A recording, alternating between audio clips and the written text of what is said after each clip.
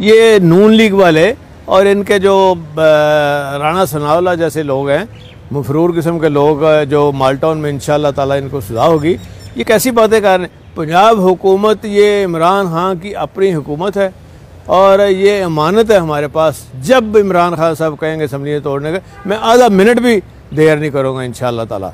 और शहबाज शरीफ क्या समझता है कि 27 किलोमीटर की हुकूमत लिए फिरता है, ये 27 घंटे भी नहीं चल सकेंगे। मैं समझता हूँ कि अब लोगों को समझ आई है कि इमरान खान को अल्लाह ताला ने नई ज़िंदगी दी है और वो फैसला कुन राउंड अब उन्होंने खेल दिया है और इंशाअल्लाह ताला PDM का खुद इत्तेहाद इंशार की शक्ल इख्तियार करता जाएगा। और ये नून लीग वाले जो शोबदाबाज और झूठ बोलने से बाज ही नहीं आ रहे, आपको समझ लग जाएगी कि आपके साथ वो कुछ होने वाला है कि आपकी पुश्तें भी याद करेंगी।